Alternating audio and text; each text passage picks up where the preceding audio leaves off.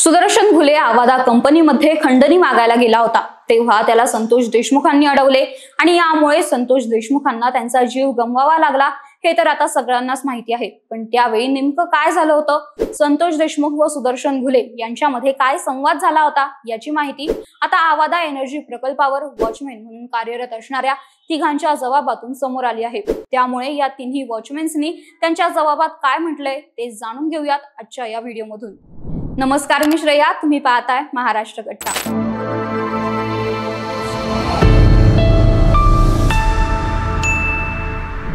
सरपंच संतोष देशमुख हत्या प्रकरणाची सुरुवात एक प्रकारे आवादा कंपनीपासून झाली होती, कारण याच ठिकाणाहून घुले व देशमुख यांच्यामध्ये वादाची सुरुवात झाली होती। त्यांची भेट सुद्धा इथेच झाली होती आणि या संपूर्ण घटनांची माहिती मिळवताना तीन वॉचमॅनचे जबाब महत्त्वाचे ठरले आहेत।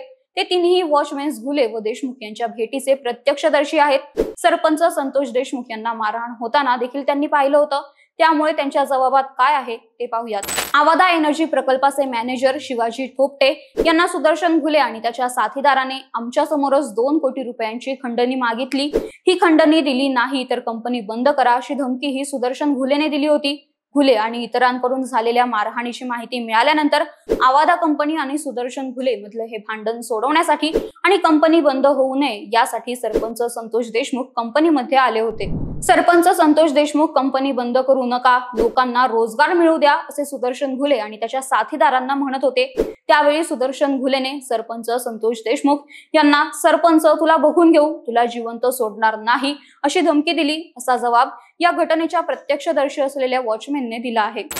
अशोक सोनावणे, अमरदीप सोनावणे आणि भैयासाहेब सोनावणे हे तिघेजण आवादा एनर्जी प्रकल्पावर वॉचमॅन म्हणून कार्यरत होते। या ठिकाणी ड्युटीवर असताना सुदर्शन घुले त्याच्या साथीदारांसह आवादा एनर्जी प्रकल्पावर आला। यावेळी सुदर्शन घुलेने या वॉचमॅन्सना मारहाण केली, तसेच जातीवाचक शिवीगाळ केल्याने या प्रकरणात अॅट्रॉसिटी ऍक्ट प्रमाणे गुन्हा नोंद करण्यात आला आहे।